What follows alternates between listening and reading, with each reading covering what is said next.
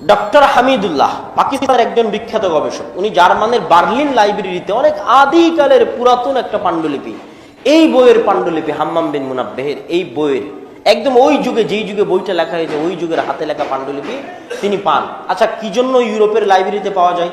এর উপর আল্লামা ইকবালের একটা কবিতা আছে, কবিতার লাইনটা আমি ভুলে গেছি। আল্লামা ইকবালও স্বীকার করেছেন এবং যারাই গবেষণা করবে তারাই স্বীকার করবে যে অনেক হাদিসের পাণ্ডুলিপি ইউরোপের দেশগুলোতে আছে। তার দুইটা কারণ, এক মঙ্গোলীয়রা যখন এক হচ্ছে স্পেনের যখন পতন হয় তখন, আর এক হচ্ছে ক্রুসেডের যখন যুদ্ধ হয় তখন। স্পেনের পতনে লক্ষ লক্ষ কোটি কোটি বই ইউরোপে থেকে গেছে, যেহেতু স্পেনরা ইউরোপ দখল করে নিয়েছে এবং স্পেনের সব বই তারা নিয়ে চলে গেছে। ওই জ্ঞান গবেষণা করে তারা আজকে এত উন্নত হয়েছে। তার আগে তারা পায়খানা কোথায় করতে হবে সেটাও জানতো না। তখন স্পেনের রাজধানী গ্রানাডায় রাজপথে লাইট জ্বলতো মুসলমানদের, এত উন্নত ছিল মুসলমানদের ইতিহাস। আর ক্রুসেডাররা যখন যুদ্ধ করতে এসেছে তখন বই পুস্তক যা ছিল সব নিয়ে চলে গেছে। তাহলে ইউরোপের জার্মানের রাজধানী বার্লিনের লাইব্রেরিতে পাণ্ডুলিপি পাওয়া গেল। এখন ডক্টর হামিদুল্লাহ গবেষণা করতে গিয়ে দেখতে চেয়েছেন এই সানাদে যেহেতু হাদিস, এই বই থেকে নেওয়া হাদিস যেহেতু মুসান্নাফ আব্দুর রাজ্জাকেও আছে, এই সানাদ থেকে নেওয়া হাদিস, এই বই থেকে নেওয়া হাদিস যেহেতু মুসনাদে আহমদেও আছে, এই বই থেকে নেওয়া হাদিস যেহেতু সহিহ বুখারীতেও আছে, আমি একটু মিলিয়ে দেখি তো এই বইগুলোতে বর্ণিত হাদিস এই বইয়ের আদি পাণ্ডুলিপির সাথে মিলে কিনা। কথা বুঝতে পারেনি? এবার উনি গবেষণা করার পর ভূমিকাতে লিখেছেন ওনার ওই বইয়ের, কেন এটা এখন বই আকারে আলাদা প্রকাশিত, সাইফায়ে হাম্মাম বিন মুনাব্বিহ এখন আলাদাভাবে বই আকারে প্রকাশিত। উনি ভূমিকাতে লিখেছেন যে এই পুরাতন পাণ্ডুলিপির সাথে আজকে আমাদের হাতে প্রকাশিত সহিহ বুখারী, আমাদের হাতে প্রকাশিত মুসনাদে আহমদ, আমাদের হাতে প্রকাশিত মুসান্নাফ আব্দুর রাজ্জাকের হাদিসগুলোর যখন আমি মিলিয়েছি, একটা অক্ষর, একটা হরকতেরও পরিবর্তন পাইনি। আল্লাহু আকবার। এটা হচ্ছে হাদিসের সত্যতার জ্বলন্ত নিদর্শন। হাদিসের সত্যতা জানার জন্য মুহাদ্দিস হতে হবে। মুহাদ্দিস না হলে কেউ হাদিসের সত্যতা হৃদয় দিয়ে অনুভব করতে পারবে না এবং বুঝতে পারবে না। সম্মানিত উপস্থিতি, এই গেল মোটামুটি। তারপরে তো হাদিস সংকলন যখন শুরু হয়েছে তখন অগণিত হাদিসের গ্রন্থ সংকলিত হয়েছে। এবার তৃতীয় যে জরুরি কথাটা বলতে চাচ্ছিলাম, যে বক্তব্যের সব অংশ ভুলে গেলে এটা বলা যাবে না। দেখেন, এত বিশাল বিশাল হাদিসের গ্রন্থ লেখা হয়েছে, এক এক যুগে লেখা হয়েছে, এক এক জায়গায় লেখা হয়েছে, এই পয়েন্টটা মনে রাখবেন। বিশাল বিশাল হাদিসের গ্রন্থ লেখা হয়েছে এক এক যুগে এক এক জায়গায়। যেমন কোথায় স্পেনে বসে ইমাম ইবনে আব্দুল বার হচ্ছে স্পেন, মাগরিব, পশ্চিম। স্পেনে বসে উনি লিখেছেন আত-তামহিদ, স্পেনে বসে উনি লিখেছেন আল ইস্তিসগার। আর কোথায় হাজার কিলোমিটার দূর ইরাকের রাজধানী বাগদাদে বসে খতিব বাগদাদি লিখছেন আরেক গ্রন্থ। আবার কোথায় ইয়েমেনে বসে তাদেরও 200-300 বছর আগে মুসান্নাফ আব্দুর রাজ্জাক লিখছেন মুসান্নাফ আব্দুর রাজ্জাক। কথা মনে বুঝতে পারেনি? আবার আমাদের পাশের দেশ আফগানিস্তানের বোস্ট ইন্টারন্যাশনাল এয়ারপোর্ট, সম্ভবত কান্দাহার, অথবা আমি এক্সাক্ট জায়গাটার নাম ভুলে গেছি, অনেক মনে করার চেষ্টা করি, মাঝে মধ্যে ভুলে যাই। সম্ভবত কান্দাহার হতে পারে, অথবা হেলমান্দ, দুটার একটা। হেলমান্দ অথবা কান্দাহার প্রদেশের পাশেই বোস্ট ইন্টারন্যাশনাল এয়ারপোর্ট। ওই বোস্ট জায়গাতেই হচ্ছে ইমাম ইবনে হিব্বানের জন্ম। ইমাম ইবনে হিব্বান আফগানিস্তানে বসে লিখেছেন সহিহ ইবনে হিব্বান। কি লিখেছেন? সহিহ ইবনে হিব্বান। আর তিরমিজে, যেটা হচ্ছে উজবেকিস্তান, কাজাখস্তান, কিরগিজিস্তান, এই দেশগুলোতে বসে লেখা হয়েছে সহিহ বুখারী। ইরানে বসে লেখা হয়েছে সহিহ মুসলিম। আর উজবেকিস্তান, কিরগিজিস্তান এইগুলোতেই বসে লেখা হয়েছে তিরমিজি। আর আফগানিস্তানে বসে লেখা হয়েছে আবু দাউদ। সিজিস্তান হচ্ছে আজকের বেলুচিস্তান, আজকের সিস্তান, বেলুচিস্তান। ওই যুগে লেখা হতো সিস্তান এবং সিজিস্তান। আর আজকের ইরান এবং আফগানিস্তানের সীমান্তবর্তী অঞ্চল বেলুচিস্তান হচ্ছে একই। এটাই হচ্ছে আবু দাউদ রাহিমাহুল্লাহর জন্মস্থান। তাহলে এই যে এক এক যুগে, কেউ 100 হিজরিতে মদিনায় বসে লিখেছে ইমাম মালিক মুয়াত্তা মালিক। কথা মনে বুঝতে পারছেন কি আমার? কত আগে ইমাম মালিক মদিনায় বসে মুয়াত্তা মালিক লিখছে, আরেকজন কত পরে স্পেনে বসে একটা বই লিখতেছে। এদের কারোর সাথে কারো কোনোদিন দেখা সাক্ষাৎ হয়নি। আমরা 5 জন মিলে দেখা সাক্ষাৎ করে একটা গোল মিটিং দিলাম। গোল মিটিং দিয়ে বললাম আমরা সবাই এইভাবে হাদিসগুলোকে লিখবো যাতে মুসলমানদের এইভাবে পথভ্রষ্ট করতে পারি। কথা বুঝতে পেরেছেন? তাই এদের কারোর সাথে কারো কোনোদিন সাক্ষাৎ হয়নি, মোলাকাত হয়নি। এক একজন এক এক যুগে, মোবাইল নাই, ইন্টারনেট নাই, ওয়েবসাইট নাই। কথা বুঝতে পারছেন? এক একজন এক এক শহরে। কে কোন বই কখন লিখেছে, লেখা হচ্ছে, ওটাও ওই অবস্থায় আর একজন জানে না। আমি আজকে এখানে বসে থেকে হাদিসের বই লিখতেছি, এই টাইমে বাগদাদে বসে আরেকজন হাদিস লিখতেছে, এটা আমি মদিনায় বসে জানি না। তাহলে একজনের অজান্তে আরেকজনের লেখা বই 400 বছর পরে, 500 বছর পরে বাদ দেন, আজ 1400 বছর পরে আপনি সব হাদিসের বই জমা করেন, আবু দাউদ, নাসাই, তিরমিজি, সহিহ বুখারী, সহিহ মুসলিম, মুসনাফ ইবনে আবি শাইবা, মুসনাফ আব্দুর রাজ্জাক, মুস্তাদরাকে হাকিম, সুনানুল কুবরা লিল বাইহাকি, যত বই আছে, সুনানুদ দারাকুতনি, সব বইগুলোকে, হাদিসের বইগুলোকে আপনি জমা করেন। জমা করার পর আপনি চেষ্টা করেন যে এই হাদিসের বইগুলোর 70%, 60%, 50% আপনি একটা আরেকটার সাথে অমিল দেখাবেন, একটা আরেকটার বিরোধী দেখাবেন, একটা আরেকটাকে ভুল প্রমাণ করছে এটা দেখাবেন, পাবেন না। 90% মিল পাবেন। তাহলে একজনের সাথে আরেকজনের সম্পর্ক ছাড়া এক এক যুগে এক এক জায়গায় বসে বিভিন্ন সময়ে লেখা বই, একজন জানে না যে আর একজন বই লিখছে, আজ 1400 বছর পর আপনি চেক করেন না, আপনি চেক করেন করে 90%-এর অধিক আপনি মিল পাবেন। এটা প্রমাণ যে এগুলো সবই আসলেই আল্লাহ রাসূলের হাদিস সাল্লাল্লাহু আলাইহি ওয়াসাল্লাম। এই কথাটা মনে রাখতে হবে। যে কয়েকটা কথা মনে রাখার মধ্যে তার মধ্যে এটা মনে রাখতে হবে। সম্মানিত উপস্থিতি, আমি আমার বক্তব্যের শেষের দিকে চলে এসেছি। এখন আমি আপনাদের সামনে রাসূল সাল্লাল্লাহু আলাইহি ওয়াসাল্লামের হাদিস অনুসরণ করতে গিয়ে সাহাবীদের যে ত্যাগ, সাহাবীদের যে তিতিক্ষা, সাহাবীদের যে পরিশ্রম, সেটার উপর কিছু ঘটনা বলে আজকের বক্তব্য শেষ করার চেষ্টা করব ইনশাআল্লাহুল আজিজ। সাহাবায়ে কেরামের মধ্যে আমরা সর্বপ্রথম আসি আবু বকর রাদিয়াল্লাহু তাআলা আনহুর বিষয়ে। আবু বকর রাদিয়াল্লাহু তাআলা আনহুর হাদিসের উপর আমল করার ক্ষেত্রে আপোষের নীতি, শাসন করেছেন মাত্র 2 থেকে 2.5 বছর, কিন্তু এই 2-2.5 বছরে উনি ইসলামকে মাটির মধ্যে ইসলামের শিকড়কে মজবুত এবং শক্তিশালী করে গেছেন। তার 2-2.5 বছরের অল্প সময়ের কঠোর ও কঠিন কোরআন এবং হাদিসের নীতির উপর অটলতার কারণে। তার একটা উদাহরণ দেখেন, যখন রাসূল সাল্লাল্লাহু আলাইহি ওয়াসাল্লাম মারা যাবে, তার কিছুদিন আগে মুতার যুদ্ধে উসামা বিন যায়েদের পিতা যায়েদ ইবনে হারিস মারা গেছে। 3 জন পরপর সাহাবী মারা গেছে, তার মধ্যে উনি একজন। ওই যুদ্ধের প্রতিশোধ নেওয়ার জন্য তার যুবক সন্তান ওসামা বিন যায়েদ 17 বছর বয়সে, তাদের অধীনে একটা যুবক টিম আল্লাহ রাসূল পাঠিয়েছে, যাও মুতার ওইদিকে গিয়ে যুদ্ধ করো, প্রতিশোধ নিয়ে আসো। তারা মদিনা অতিক্রম করেনি, আল্লাহ রাসূল মারা গেলেন। তাদের নিকটে রাসূল সাল্লাল্লাহু আলাইহি ওয়াসাল্লামের মৃত্যুর খবর পৌঁছলো। টিম ব্যাক করলো।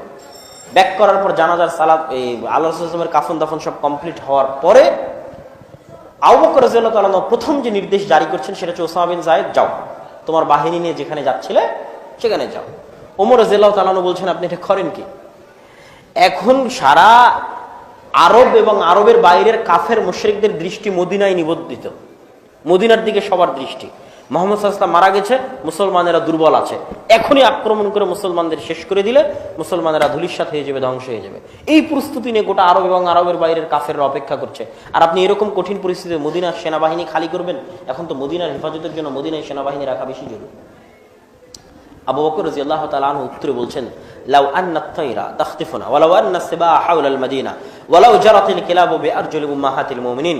শোনো ওমর, যদি ঈগল শকুন পাখি আমাদেরকে খুবলে খুবলে ছিঁড়ে ছিঁড়ে খায়, ওয়ালাউ আন্না as-সিবাহা হাওলা আল-মাদিনা, সকল হিংস্র পশু প্রাণী যদি পুরো মদিনা ঘিরে ধরে, ওয়ালাউ জারাতিল কিলাবু বিআরজুলি উম্মাহাতিল মুমিনিন, কুকুর শৃগালেরা যদি মৃত উম্মাহাতুল মুমিনের লাশ, তোমার মেয়ে, আমার মেয়ে, আমার মেয়ে আয়েশা, তোমার মেয়ে হাফসা সহ উম্মাহাতুল মুমিনিন আল্লাহ রাসূলের পবিত্র স্ত্রীদের মৃত লাশ কুকুর যদি মুখ দিয়ে টেনে হেঁচড়ে মদিনার বাইরে নিয়ে চলে যায়, মা রাদাদতু জাইশান ওয়াজ্জাহাহু রাসূলুল্লাহ সাল্লাল্লাহু আলাইহি ওয়াসাল্লাম ওয়ালা হালালতু লিওয়া আকদি, আমি আবু বকর ওই সেনাবাহিনীকে ফিরাতে পারি না যে সেনাবাহিনীকে আল্লাহ রাসূল রওনা করিয়েছিলেন।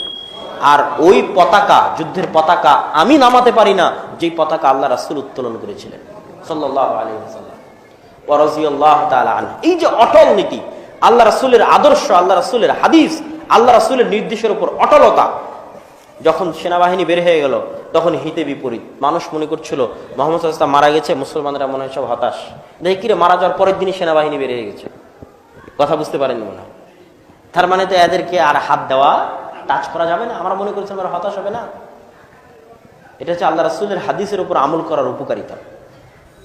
আর যেটা যাকাত অনাদায়কারীদের বিরুদ্ধে, সেটা তো আপনারা সবাই জানেন, ওনার কঠোর অবস্থান। যেখানে ওমর রাদিয়াল্লাহু তাআলা বলছে এরা সবাই তো কালেমা পড়ে মুসলমান হয়েছে, এদেরকে আপনি কিভাবে হত্যা করবেন? তখন আবু বকর রাদিয়াল্লাহু তাআলা বলছে এদের বিরুদ্ধে যুদ্ধ তো করবই, যারা আল্লাহ রাসূলের যুগে উট গরু ছাগল জাকাত দিতে এসে উট গরু ছাগলের দড়ি দিয়েছে, আমার যুগে দড়ি দিবে না। আল্লাহ রাসূলের যুগে গম জব তারপরে খেজুর দিতে এসে ওর সাথে বস্তাও দিয়ে গেছে, আমার যুগে বস্তা দিবে না, ওই বস্তা ওই দড়ির জন্য যুদ্ধ করব।